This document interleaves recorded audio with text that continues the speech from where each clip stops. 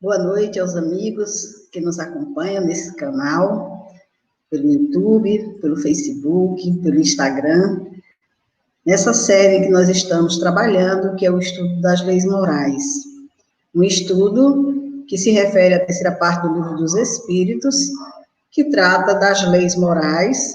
Hoje nós vamos estudar a lei de igualdade, já estamos bem avançados nesse estudo, já quase que finalizando, mas vale a pena assistir, até porque, caso tenha interesse de conhecer as demais leis, quem não acompanhou, vai encontrar disponível no nosso canal no YouTube, vai encontrar também no Instagram, no Facebook, porque esses registros ficam lá para quem quiser acessar.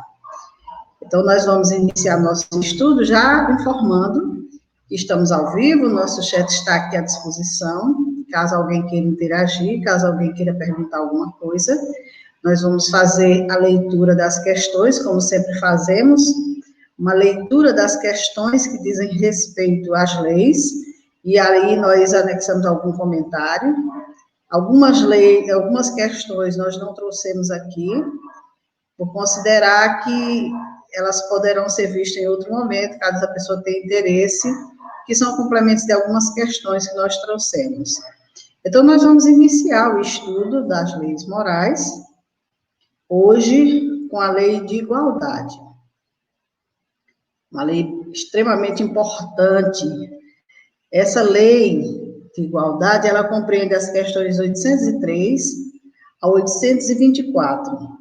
E ela trata da igualdade natural, desigualdade das aptidões, desigualdades sociais, desigualdade das riquezas, as provas de riqueza e de miséria, igualdade dos direitos do homem e da mulher e igualdade perante o túmulo, a igualdade natural. São itens bem interessantes para serem abordados aqui, tratados pelos espíritos, trazendo um pensamento do que a doutrina nos apresenta com relação à divindade. Como que Deus nos vê, como que essa questão da igualdade perante Deus, perante suas leis. Mas o que é igualdade? Vamos lá.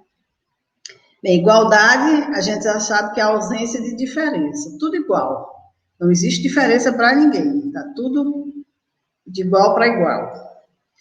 A igualdade ocorre quando todas as partes estão nas mesmas condições, possuem o mesmo valor ou são interpretadas a partir do mesmo ponto de vista, seja na comparação entre coisas ou pessoas. Então, a gente já vê aqui que a igualdade é quando todos estão nas mesmas condições, possuem o mesmo valor. E no mundo em que nós vivemos hoje, nós sabemos que não é bem assim. Essa igualdade anda muito distante ainda daquilo que as leis divinas preconizam para nós, os seres humanos, os filhos de Deus. Nós temos aqui a questão da desigualdade social, que é muito presente nos dias de hoje, que é um mal que afeta todo mundo, em especial os países que ainda encontram-se em vias de desenvolvimento. A desigualdade pode ser medida por faixas de renda, em que são consideradas as médias dos mais ricos em comparação às dos mais pobres. A escolarização, o acesso à cultura e o acesso a serviços básicos como saúde, segurança, saneamento, etc. Basta que a gente olhe em torno, né, para a gente perceber que a desigualdade é gritante, que existe muita desigualdade social ainda no nosso planeta, e em países ricos, em países pobres, isso aí acontece.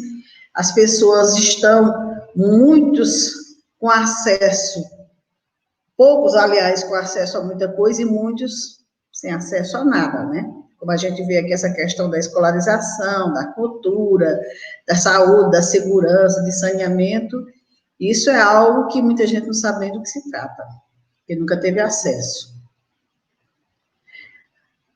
No livro do Evangelho, no capítulo 16, no item 8, os Espíritos nos dizem: a desigualdade das riquezas é um dos problemas que em vão se procuram resolver quando se considera apenas a vida atual. A primeira questão que se apresenta é a seguinte: por que todos os homens não são igualmente ricos? por uma razão muito simples. É que não são igualmente inteligentes, ativos e laboriosos para adquirir, nem sóbrios e preventos para conservar. Aliás, é uma questão matematicamente demonstrada que, supondo-se feita essa repartição, o equilíbrio seria rompido em pouco tempo, em virtude da diversidade de caracteres e aptidões.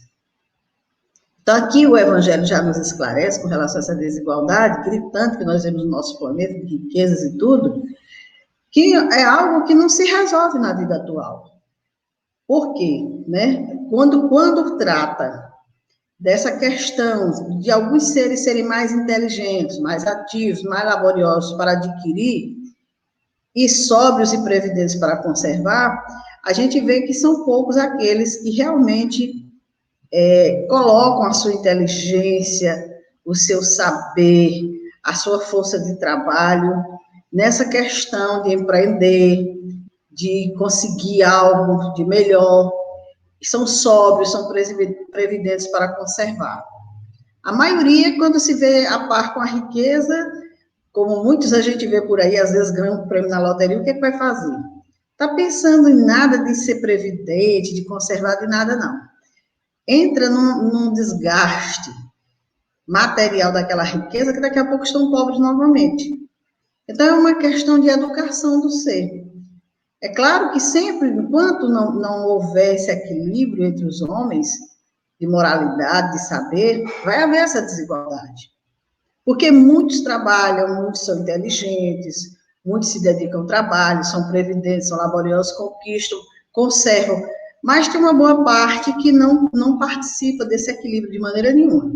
Então, se pegasse a riqueza do mundo inteiro, como diz o Evangelho, e dividisse em partes iguais, daqui a pouco as diferenças estariam acontecendo. Porque um iria gastar mais, outro iria ter mais cuidado em conservar.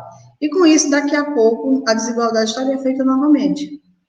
Aquele que tem aquele sentimento de viver, de gastar,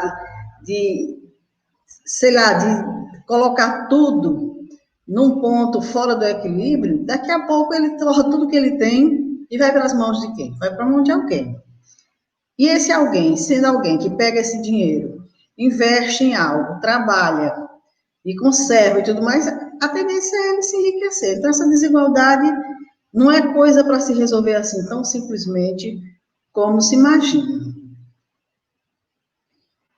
E aí diz o Evangelho, supondo a possível e durável, tendo cada um somente o necessário para viver, isso equivaleria ao aniquilamento de todos os grandes trabalhos que concorrem para o progresso e o bem-estar da humanidade.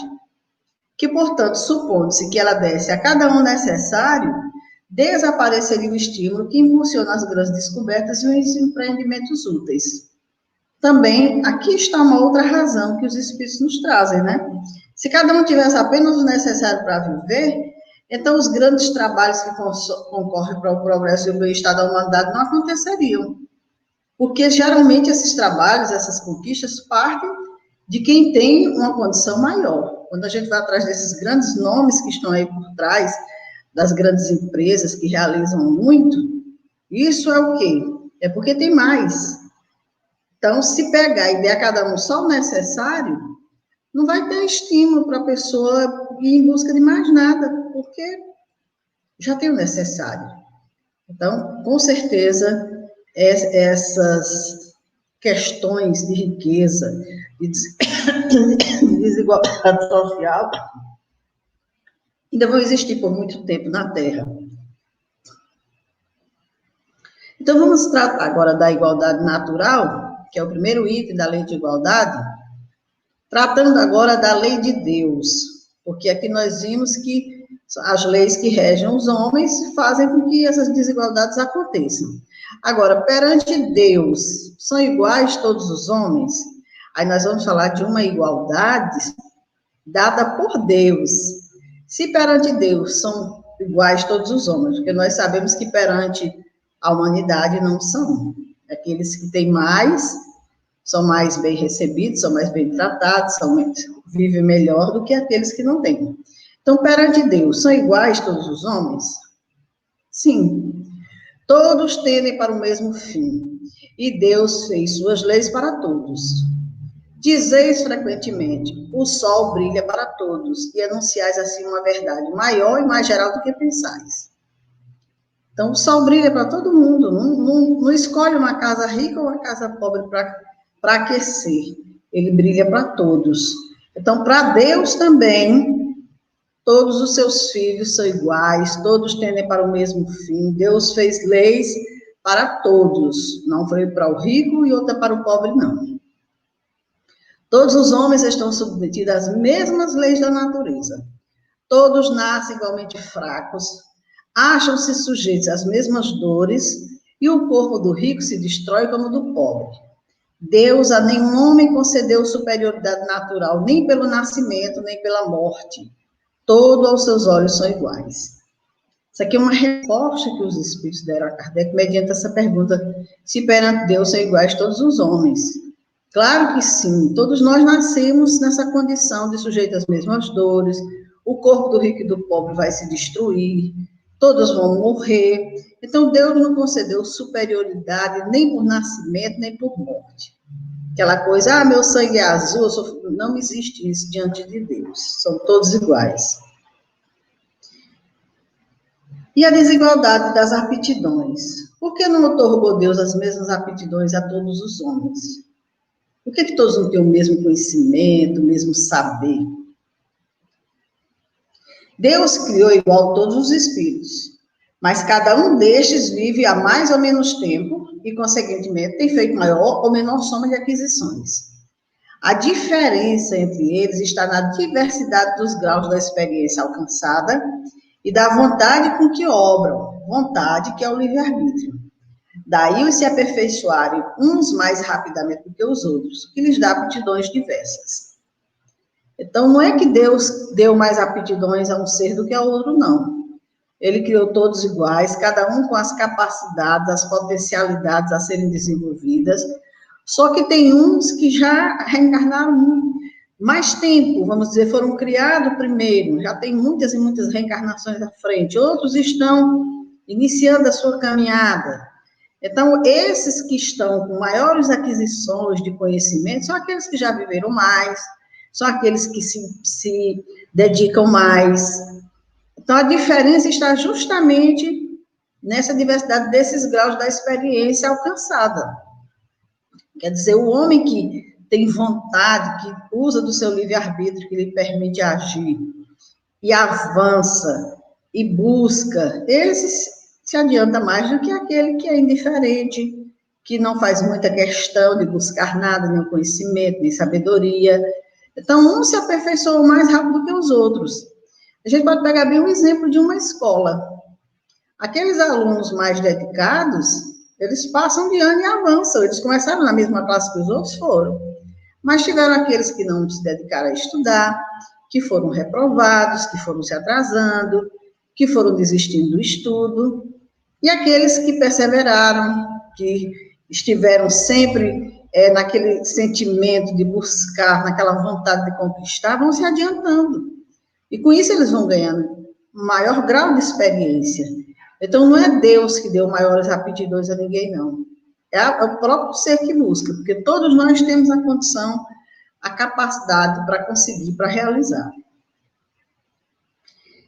Necessária a variedade das aptidões, a fim de que cada um possa concorrer para a execução dos desígnios da providência, do limite do desenvolvimento de suas forças físicas e intelectuais. O que um não faz, fala o outro. Assim é que cada qual tem seu papel útil a desempenhar.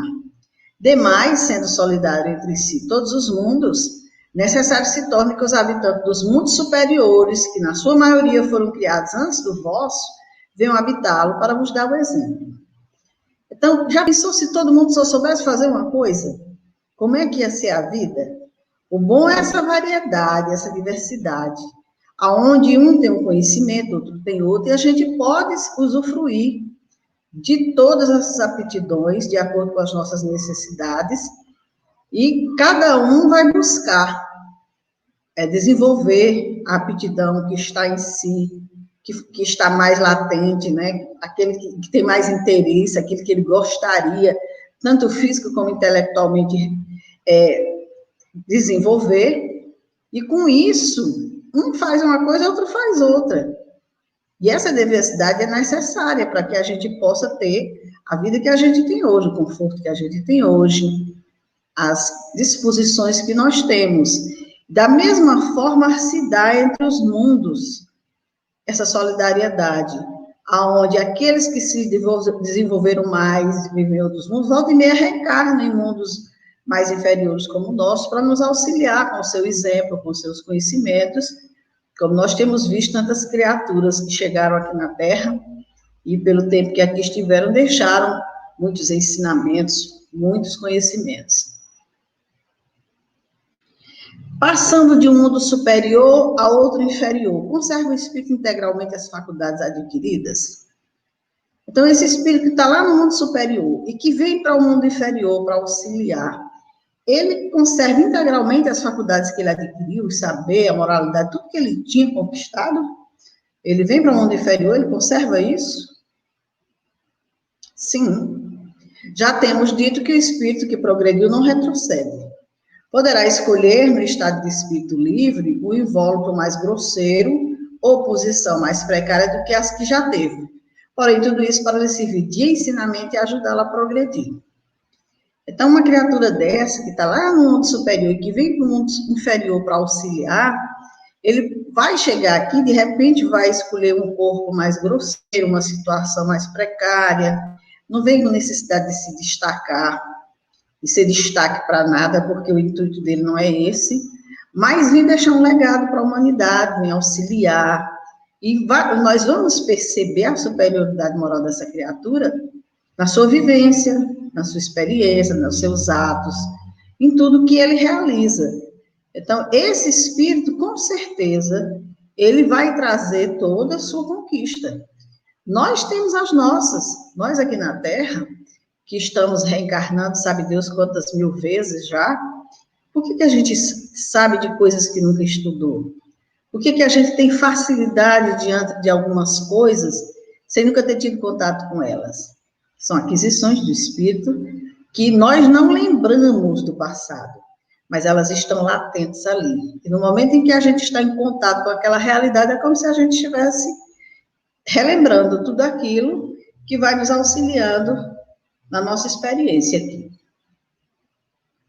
Assim, a diversidade das aptidões entre os homens não deriva da natureza íntima da sua criação, mas do grau de aperfeiçoamento a que tenham chegado os espíritos encarnados neles. Deus, portanto, não criou faculdades desiguais.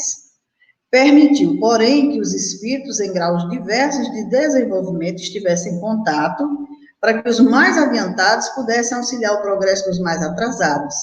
E também para que os homens, necessitando uns dos outros, compreendessem a lei de caridade que os deve unir. Então, Deus não criou para nenhum ser uma faculdade que o outro não possa ter. Todas as capacidades de um ser nós podemos desenvolver.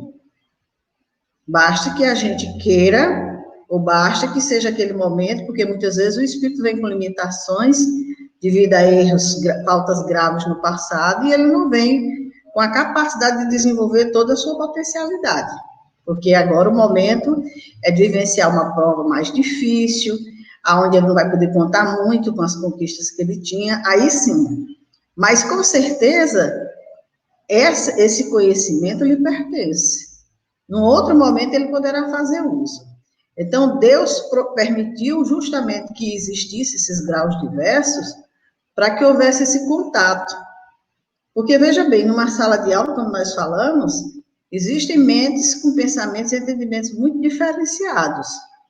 Existem aqueles que têm muita dificuldade de assimilar o conteúdo, existem aqueles que parece que não precisava nem estar naquela sala ali, porque ouve o professor uma fala e dali ele resolve tudo, se dá muito bem. E existe também o mestre lá, o professor, né? Que sabe mais, que está em contato com aqueles menos adiantados, está ali para auxiliar no progresso dessas criaturas. Da mesma forma, no nosso ambiente terreno, as coisas se dão. Espíritos mais evoluídos reencarnam entre nós justamente para isso, para auxiliar no progresso, no desenvolvimento. E aí a gente tem muitas conquistas, muitas coisas boas que acontecem no campo da saúde, no campo da intelectualidade, muita coisa boa trazida por espíritos que têm essas missões, de vir aqui na Terra auxiliar nesse progresso. É a lei de caridade, né, onde nós estamos aqui auxiliando-nos uns aos outros. E as desigualdades sociais. É lei da natureza a desigualdade das condições sociais? Deus determinou isso? Que existisse essa desigualdade das condições sociais? Não. É obra do homem e não de Deus. Se Deus tem a todos como seus filhos e deu capacidades iguais, a diferença foi feita pelo homem. Porque é ele que, pelo egoísmo e pelo orgulho, retém, muitas vezes, aquilo que poderia trazer uma igualdade para os seus, um dono de terras, por exemplo, um dono de uma indústria grande, quanto ele não tem nas mãos. Mas, o que ele faz? Não, para mim, essa toda parte me pertence. Para aqueles outros, é só essa pequena parte que eu vou dividir. Então, é obra do homem, não de Deus, essa desigualdade. Algum dia essa desigualdade desaparecerá? Eternas somente as leis de Deus o são. Não vês que dia a dia ela gradualmente se apaga? Desaparecerá quando o egoísmo e o orgulho deixarem de predominar. Restará apenas a desigualdade do merecimento. Dia virá em que os membros da grande família dos filhos de Deus deixarão de considerar-se como de sangue mais ou menos puro. Só o espírito é mais ou menos puro, e isso não depende da posição social. Quando a gente lembra do tempo da escravidão, a gente vê como que não era a vida daquelas criaturas, qual era o direito que eles tinham, era uma desigualdade absurda, gritante. Direito de nada. Eles eram tidos como objeto de seus donos. Hoje, nós já evoluímos, gradualmente está se apagando essas situações. Hoje já não existe tanta escravidão. E quando eu digo já não existe tanta, é porque a gente sabe que ainda existe. Mas quando o egoísmo e o orgulho deixarem de predominar, aí sim vai haver, com certeza, essa desigualdade vai desaparecer, e como nos dizem os espíritos, vai restar apenas a desigualdade do merecimento, que é assim, aquele vai merecer mais porque fez mais, né? Porque se doou mais, porque se dedicou mais, porque realizou mais.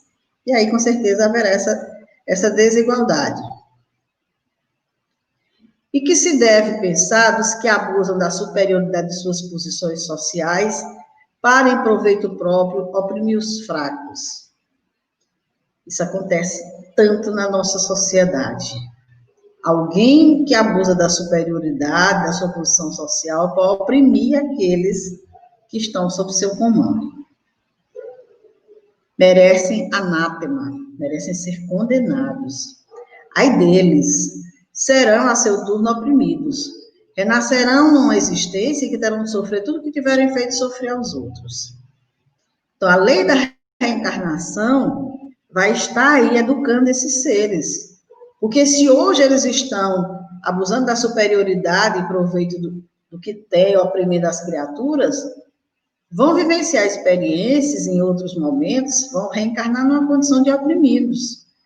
Estarão numa existência de sofrimento para aprender com a dor que impuseram ao outro.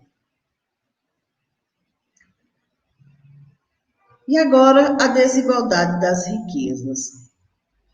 A desigualdade das riquezas não se originará das faculdades, em virtude da qual uns dispõem de mais meios de adquirir bens do que os outros? Será que essa desigualdade é por isso?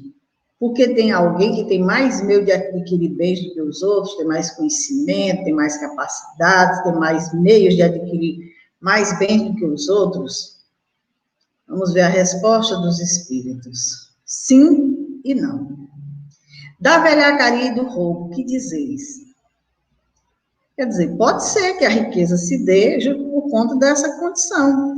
É claro que uma pessoa que tem mais faculdades, que tem mais conhecimento, conduz melhor os bens que possui, tem condições de multiplicar essas riquezas, Mas nós vimos na Terra também que muita riqueza está presente, não é só por conta dessas faculdades, não.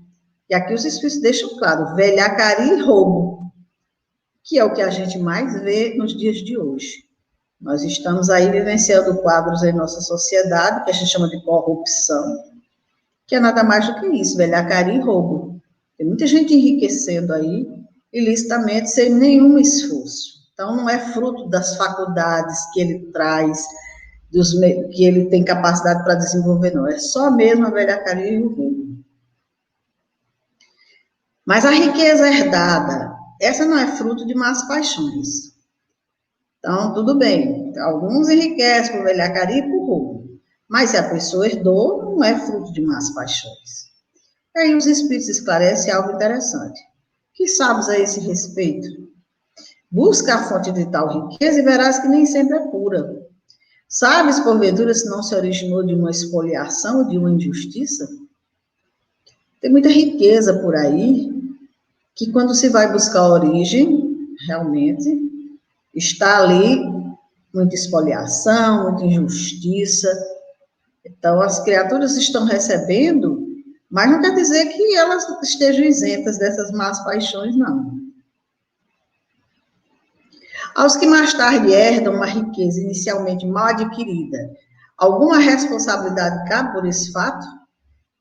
Quer dizer, se eu herdo uma riqueza que foi adquirida por essa condição de injustiça, de expoliação, qual a responsabilidade que eu tenho diante disso?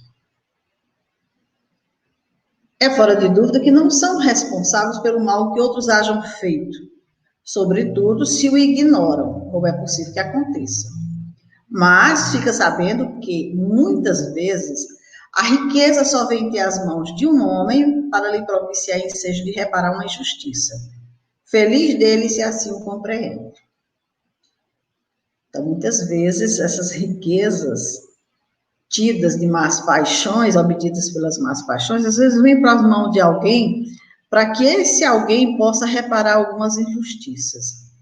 Então, se ele entende isso, vai ser ótimo para ele, vai ser ótimo para aquele que fez o mal, que reteve aquela riqueza daquela forma, vai ser um benefício para ele, que muitas vezes ele também está contando com isso, que alguém faça por ele, repare essa injustiça que ele fez para auxiliá-lo. Então, vai depender de como a criatura compreende. Será possível e já terá existido a igualdade absoluta das riquezas? Nós vimos lá no início o Evangelho nos falando da impossibilidade aqui na Terra, da igualdade absoluta das riquezas. Mas vamos ouvir a resposta dos Espíritos. Não, nem é possível. A isso se opõe a diversidade das faculdades e dos caracteres. Há, no entanto, homens que julgam ser esse o remédio aos males da sociedade. Que pensais a respeito? São sistemáticos, estais ou ambiciosos, cheios de inveja. Não compreendem que a igualdade com que sonham seria a curto prazo desfeita pela força das coisas. Combatei o egoísmo, que é a vossa chaga social, e não correis atrás de quimeras. Então, essa resposta é exatamente, essas perguntas aqui correspondem exatamente à resposta que os Espíritos deram no Evangelho, tratando da desigualdade das riquezas, que é justamente isso, é impossível acontecer essa igualdade absoluta das riquezas no ambiente que nos encontramos, onde existe uma diversidade muito grande de faculdades dos caracteres. Quer dizer, tem espíritos que já avançaram mais, já se desenvolveram mais, já tem mais conhecimento, já tem mais boa vontade de lutar, já conseguem guardar, não ser extravagante, não estar ali esbanjando o que ganha de maneira nenhuma. Com isso, eles terminam guardando mais. E tem aqueles que não estão muito preocupados com isso, né? Querem viver o dia, o momento. Se ganham o dinheiro hoje, se puder gastar todo hoje, ainda fica devendo para amanhã. Então, como é que vai haver igualdade absoluta de riquezas num cenário desse? Por não ser possível a igualdade das riquezas, O mesmo se dará com o bem-estar? Será que o bem-estar não é possível ser igual para todos? Não. Mas o bem-estar é relativo e todos poderiam dele gozar se se entendessem convenientemente. Porque o verdadeiro bem-estar consiste em cada um empregar o seu tempo como lhe apraza e não na execução de trabalhos pelos quais nenhum gosto sente. Como cada um tem aptidões diferentes, nenhum trabalho útil ficaria por fazer. Em tudo existe o equilíbrio, o homem é quem o perturba. Então, o bem-estar depende mais da criatura, de como ele se sente em relação à vida que ele leva, ao trabalho que ele faz. Porque alguém que trabalha no que não gosta, com certeza não se sente bem. Alguém que faz aquilo que gosta, alguém que busca equilíbrio, alguém que busca tranquilidade, esse vive um bem-estar. Agora, a criatura que está sempre buscando situações que vão trazer preocupação, que vão trazer prejuízo, que vão trazer desequilíbrio, como essa criatura pode estar de bem-estar em relação à vida? Então, pode sim haver uma igualdade de bem-estar, mas isso precisa que o homem tenha esse entendimento e busque. Há pessoas que, por culpa sua, caem na miséria. Nenhuma responsabilidade caberá disso à sociedade? Veja bem, tem pessoas que realmente caem na miséria porque busca, né, extravagâncias, quer porque quer ter uma vida que não está em condições de viver, e aí faz algumas situações que terminam agravando a sua condição, terminam caindo na miséria. Mas e aí? A sociedade tem alguma responsabilidade diante disso? Nós vamos dizer que não, mas olha a resposta dos espíritos. Mas certamente, já dissemos que a sociedade é muitas vezes a principal culpada de semelhante coisa. Demais não tem ela que velar pela educação moral dos seus membros? Quase sempre é a má educação que lhes falta seu critério, ao invés de sufocar-lhe as tendências perniciosas.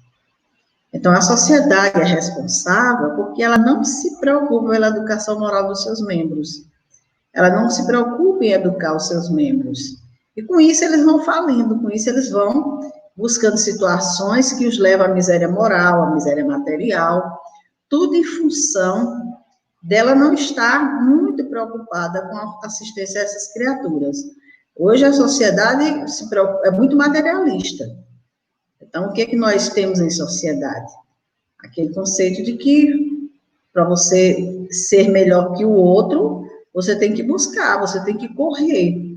Você não pode dar mole, como diz a história. Então, ninguém está se preocupando de maneira nenhuma se o outro vai ter dificuldade, se o outro vai cair, de maneira nenhuma. Portanto, que eu me dê bem, o restante, então é aquela coisa do egoísmo e do orgulho. Então, a sociedade é responsável, sim, porque ela não cuida da educação moral dos seus membros, e isso é uma verdade. As provas de riqueza e de miséria. Chegamos a esse item. Porque Deus a uns concedeu as riquezas e o poder, e a outros a miséria. Realmente, tem gente que já nasceu em berço de ouro, né? Já nasceu no poder. E tem outros que já nasceram lá na miséria, na dor, na dificuldade. Por que isso? Para experimentá-los de modos diferentes. Além disso, como sabeis, essas provas foram escolhidas pelos próprios espíritos, que nelas, entretanto, sucumbem com frequência. Então, Deus concede ao ser a oportunidade de reencarnar de diversas formas. Uma hora reencarnamos na riqueza e no poder, outra hora na miséria. Com isso, nós vamos sendo experimentados de modos diferentes, vamos aprendendo lições diferentes. Mas, com certeza, essas provas de riqueza e de miséria são os espíritos que escolhem, de acordo com as suas necessidades de progresso e de desenvolvimento. Só que, muitas vezes, aquele espírito que escolheu a riqueza e o poder para beneficiar, para auxiliar, ele se perde, muitas vezes, justamente por conta disso, porque ele começa a utilizar a riqueza e poder em benefício próprio. Da mesma forma que ele que escolhe a miséria para aprender uma grande lição, por algo que tenha feito de errado, ele muitas vezes falha também, porque entra no estado de revolta, ou desvirtua o caminho. Então, muita frequência sucumbe, justamente porque não consegue levar adiante o projeto que organizou no mundo espiritual. Qual das duas provas é mais terrível para o homem? A da desgraça ou a da riqueza? Qual a mais terrível? Muitos vão dizer que é da desgraça, porque nós ansiamos pela riqueza, que a gente tenha conforto, que não nos falte nada. E faltar tudo e não ter nada, consideramos aqui na Terra uma desgraça. Mas olha o que os Espíritos nos dizem. São, no tanto, uma quanto a outra. A miséria provoca as queixas contra a providência. A riqueza incita a todos os excessos. Então, na miséria, a criatura se queixa, culpa a Deus. E na riqueza, todos os excessos, todos os absurdos, tudo que se pode. Estando o rico sujeito a maiores tentações, também não dispõe, por outro lado, de mais meios de fazer o bem? Verdade. Tem muitas tentações? Tem. Mas dispõe de mais meios de fazer o bem. Mas é justamente o que nem sempre faz. Torna-se egoísta, é orgulhoso e insaciável. Com a riqueza, suas necessidades aumentam e ele nunca julga possível bastante para si unicamente. Quanto mais ele tem, mais necessidades ele encontra. Porque agora o patamar é outro. Então, agora eu tenho que ter mais e mais. E aí, à medida que se vai conquistando, vai se buscando sempre mais e mais, vai se tornando insaciável. A alta posição do homem neste mundo e o de ter autoridade sobre os seus semelhantes são provas tão grandes e tão escorregadias como a desgraça. Porque quanto mais rico e poderoso é ele, tanto mais obrigação tem que cumprir. E tanto mais abundantes são os meios de que dispõe para fazer o bem e o mal. Deus experimenta o pobre pela resignação e o rico pelo emprego que dá aos seus bens e ao seu poder. Então, o homem que está nessa posição de autoridade, de riqueza, a prova dele é muito grande. Grande e escorregadia. Justamente por essa questão. Ele sempre utiliza a riqueza e o poder em benefício próprio. Por isso, ele vai realmente ficando em situação muito difícil diante de si mesmo, diante das leis de Deus. A riqueza e o poder podem fazer nascer todas as paixões que nos prendem à matéria e nos afastam da perfeição espiritual. Foi por isso que Jesus disse: em verdade vos digo que mais fácil é passar um camelo por um fundo de agulha do que entrar um rico no reino dos céus. Não é porque a pessoa é rica que ele está difícil de entrar no reino dos céus, não. É justamente por todas essas condições que a riqueza pode suscitar, que o homem pode se deixar levar, todas essas paixões, e com isso se perder. Não é o fato da riqueza, Jesus não está condenando a riqueza de maneira nenhuma, mas o usufruto dela, como a criatura faz uso dela. E aí nós chegamos ao item igualdade dos direitos do homem e da mulher. São iguais perante Deus o homem e a mulher, que têm os mesmos direitos. Não outorgou Deus a ambos a inteligência do bem e do mal e a faculdade de progredir. Tanto o homem como a mulher, diante de Deus, têm as mesmas capacidades, as mesmas necessidades. Então, se ele fez igual, o homem e a mulher, claro que perante Deus, eles têm os mesmos direitos. E de onde provém a inferioridade moral da mulher em certos países? Em certos países é mais gritante, né? Mas ainda existe inferioridade em quase todos os países. Acho que, não, pelo menos eu não conheço um país onde a mulher esteja no nível de igualdade com o homem e não sofra nenhuma situação de desigualdade. Do predomínio injusto e cruel que sobre ela assumiu o homem. é resultado das instituições sociais e do abuso da força sobre a fraqueza. Entre homens moralmente pouco adiantados, a força faz o direito. Então, essa inferioridade moral da mulher que existe em certos países é resultado justamente de uma postura masculina, infelizmente. E também das instituições que, sobre essa diretriz masculina, colocaram essa condição de força sobre a fraqueza. Com que fim mais fraca fisicamente do que o homem é a mulher? Por que Deus fez a mulher de uma forma mais sensível do que o homem, mais fraca do que o homem, pode-se dizer? Para lhe determinar funções especiais. Ao homem, por ser o mais forte, os trabalhos rudes.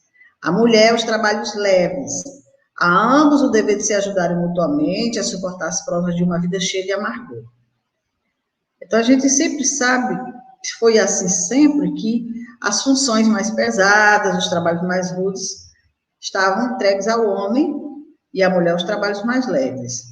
Mas em função de tanta inferioridade, de tanta situação de opressão, a mulher vem lutando, querendo conquistar esses direitos e muitas vezes querendo se igualar ao homem até nos trabalhos rudes, fazendo tal e qual o homem.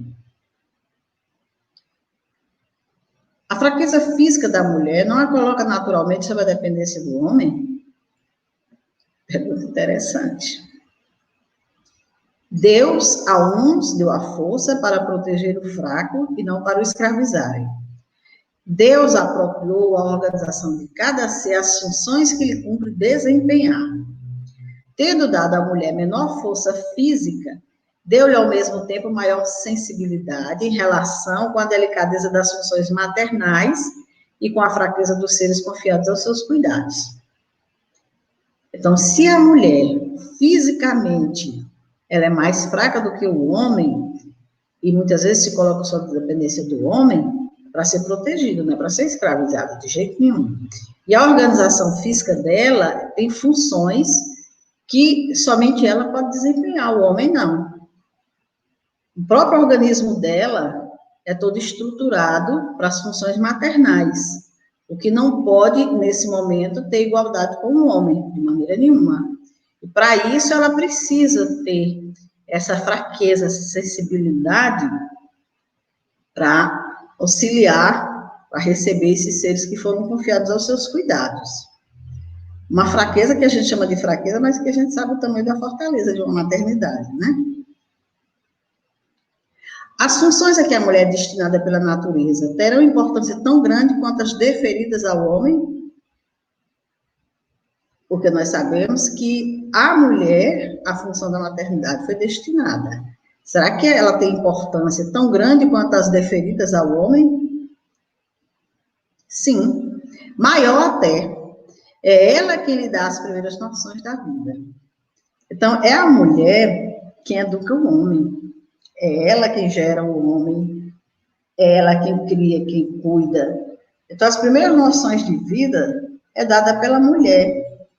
E aí a gente fica sem entender por que essa desigualdade em relação ao homem e à mulher. Por que o masculino tomou essa dianteira de ser superior à mulher, quando é ela que gera, ela que cuida, ela que educa, ela que dá as primeiras noções da vida. É bom que a gente pense sobre isso. Sendo iguais perante a lei de Deus, devem os homens ser iguais também perante as leis humanas? O primeiro princípio de justiça é este: não façais aos outros o que não quereis que vos fizessem. É claro, se perante a lei de Deus os homens têm que ser iguais, por que não ser iguais também perante as leis humanas? Então, vamos evoluir para isso. Ainda não estamos nessa condição em função da inferioridade moral da humanidade, mas nós vamos caminhar para isso. Um dia as leis humanas se igualarão com as leis de Deus. Assim sendo, uma legislação, para ser perfeitamente justa, deve consagrar a igualdade dos direitos do homem e da mulher? Dos direitos, sim. Das funções, não.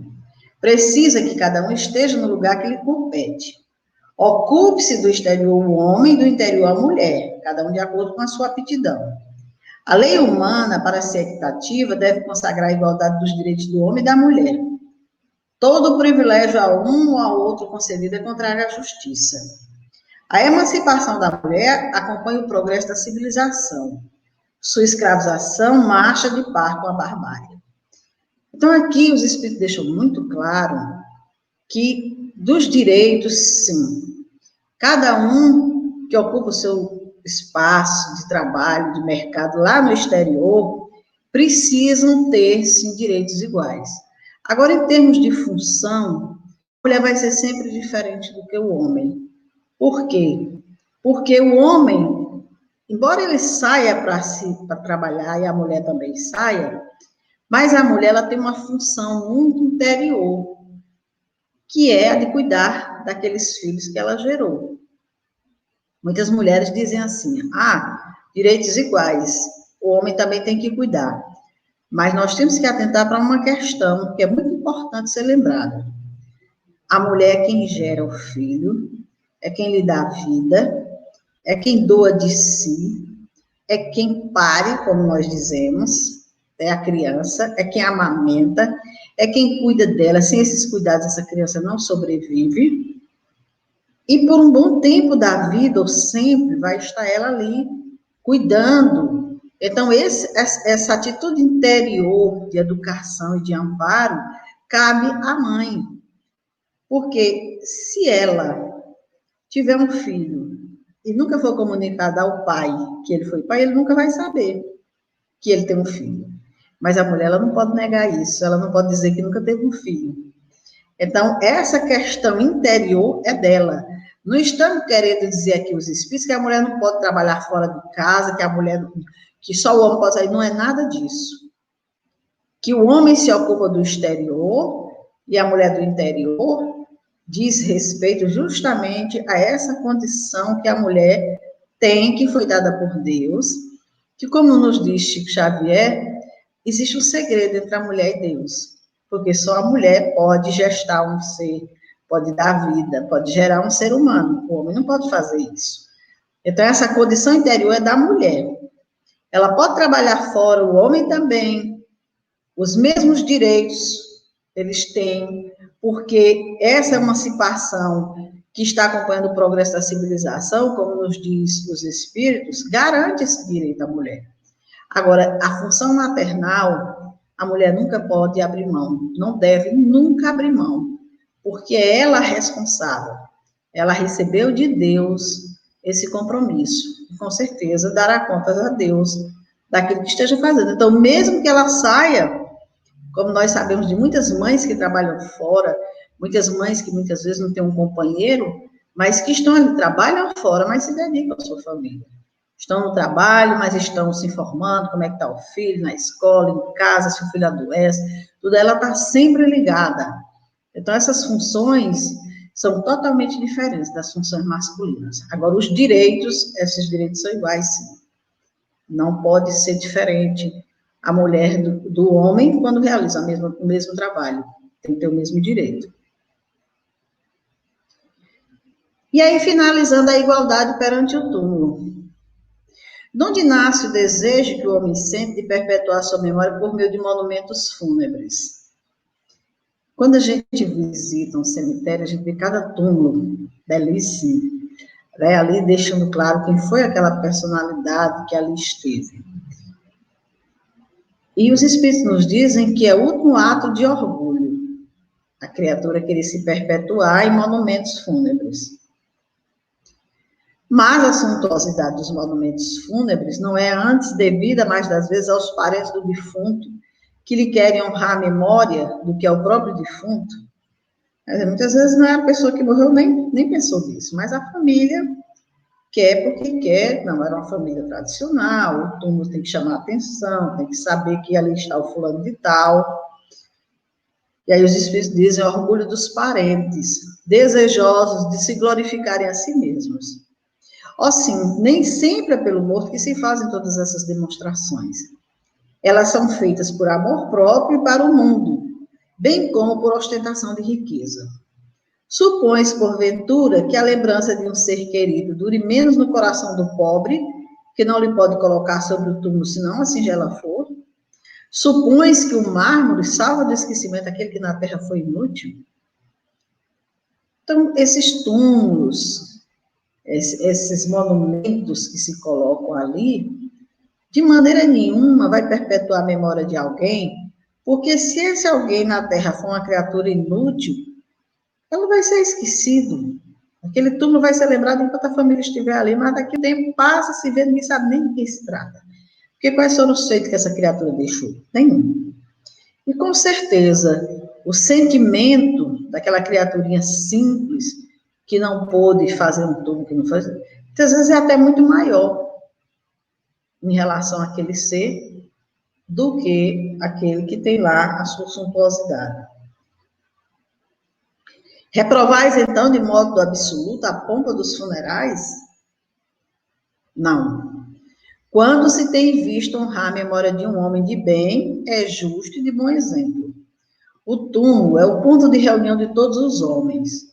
Aí terminam, inelutavelmente, todas as distinções humanas. Em vão tenta o rico perpetuar sua memória, mandando erigir faustosos monumentos. O tempo os destruirá, como lhe consumirá o corpo. Assim o que é a natureza. Menos perecível do que o seu túmulo será a lembrança de suas ações boas e más. A pompa dos funerais não o limpará das suas torpezas, nem o fará subir um degrau que seja na hierarquia espiritual. Então, não importa de maneira nenhuma toda essa suntuosidade. O tempo vai destruir tudo isso. Nada disso vai restar se não restarem os feitos. Os grandes nomes que nós temos na história, que ficaram em registro e memória, são seres que fizeram muito pela humanidade. Não estão ali resguardados, não é um túmulo que está representando e dizendo a essa criatura, não, são os seus feitos. Então, esse túmulo, com certeza, vai se apagar, vai sair das nossas lembranças e não vai ter mais um significado diante de nada, porque nada ficou de bem, de justo, de bom exemplo daquela criatura. Então, os espíritos dizem que não tem nada contra a pompa dos funerais, de maneira nenhuma. Agora, honrar a memória de um homem de bem, justo e de bom exemplo. Porque uma criatura que não teve bons feitos na Terra, ele vai ter uma boa pompa funerária, tudo bem, a família vai querer, mas aquilo ali vai se apagar rapidamente com o tempo. Então, o Evangelho nos diz, a fonte do mal está no egoísmo e no orgulho. Os abusos de toda espécie cessarão por si mesmos quando os homens se dirigirem pela lei da caridade. Então, a igualdade, com certeza, estará em nossas vidas, fará parte das nossas vivências, quando nos tornarmos libertos do egoísmo, do orgulho, da vaidade, quando deixarmos de nos achar melhor que o outro. Aí sim, haverá essa igualdade. Mas, por enquanto, infelizmente, nós estamos aí na luta. E o estudo dessa lei é importante para nos despertar, para nos lembrar, para nos acordar. Então, que nós possamos ter o desejo de rever essas leis, refletir, porque nós estamos passando aqui de uma forma muito rápida o estudo. O ideal seria que cada pergunta dessa fosse lida, fosse refletida pela pessoa que está lendo e tirando as suas deduções, mediante os conhecimentos que tem, com certeza fará um bom proveito, muito maior do que o que nós estamos aqui. Aqui é uma tentativa de atrair o gosto pela leitura do Livro dos Espíritos.